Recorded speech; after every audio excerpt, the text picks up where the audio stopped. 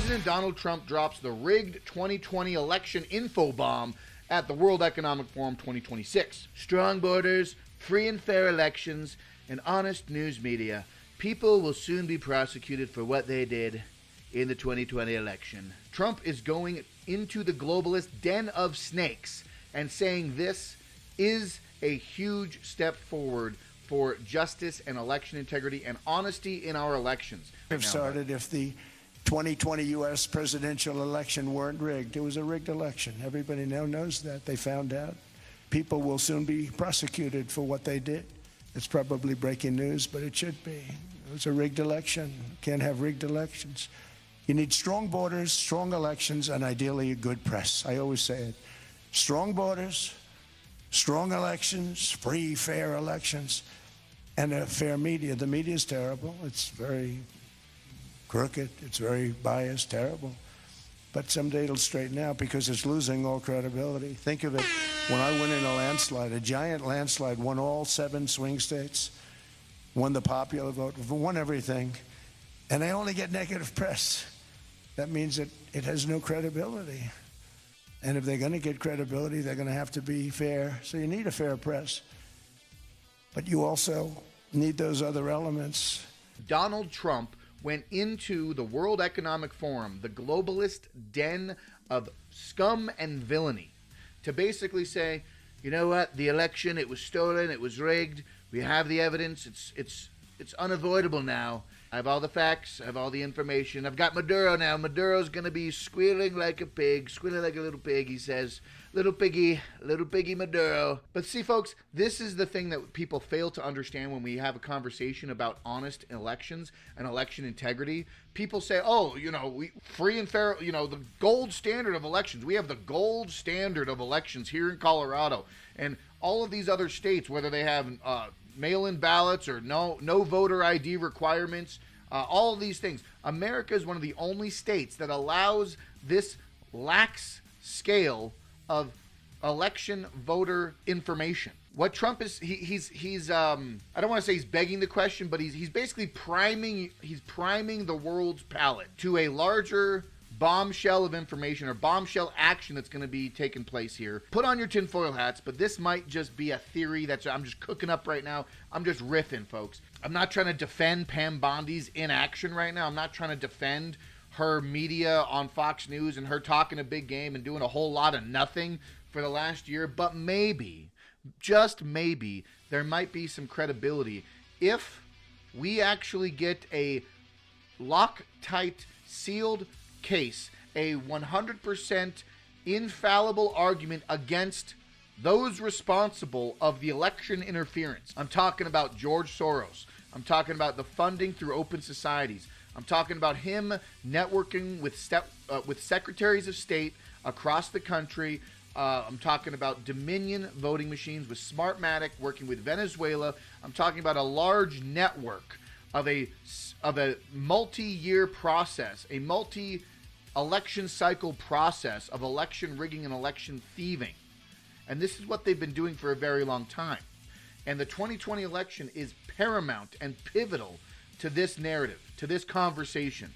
Because you can't tell me that the walking husk of a human, Joe Biden, won 81 million votes. And yeah, we can have the conversation about it was a novel election year because we had the coronavirus, we had national mail-in ballots, so a lot more people might have shown up to vote. But this was a perfect breeding ground for election corruption and election interference, whether it be through dirty voter rolls or mail-in ballots, duplicate ballots, late entries of voters, various states manipulating and twisting their election results in the 2020 election. We have seen so many different instances of election interference, whether it be in Georgia, whether it be in Pennsylvania, whether it be in Wisconsin, Michigan. Colorado's been doing election interference for a very long time, in my opinion.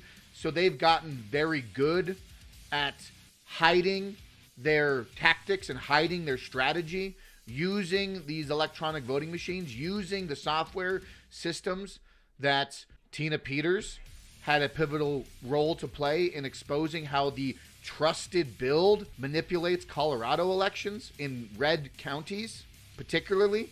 So with all of this information mounting, and with Donald Trump going to the World Economic Forum and basically telling them how it is, basically telling them that our United States presidential election was rigged in 2020, it goes to show you he is priming the palate. He is setting the stage. He's setting the table for a massive shift and a massive corruption expose of this network of election interference and election rigging. So let's hope that Pam Bondi actually is going to make some real actions when it comes to the interference of the 2020 election. We can only hope. But like I always say, I'm a half glass full realist. I am optimistic, but I also understand the realist angle of the world, and I don't want to be holding my breath, but I'm optimistic for the future. So let's see, let's hope something else comes out of this. Trump allies reportedly wanted to use the NSA data to overturn the 2020 election, the memo shows.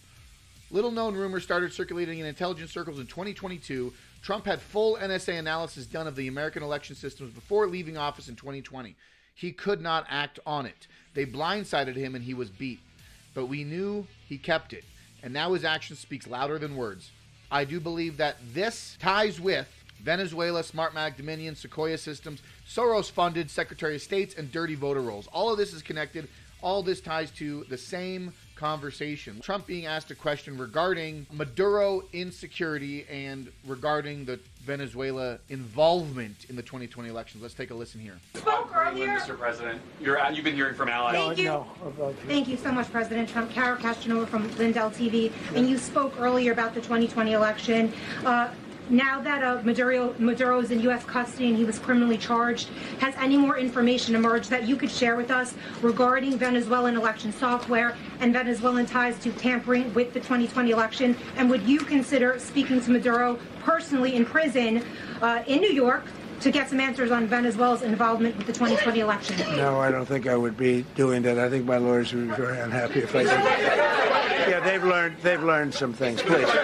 He kind of left the question open that his lawyers have learned some things. What did Trump's lawyers learn through questioning Maduro in his captivity in New York? What is Maduro actually speaking to? What kind of conversations, what kind of information that Nicolas Maduro is going to be revealing coming into his court hearings? I believe his court hearings are set for March.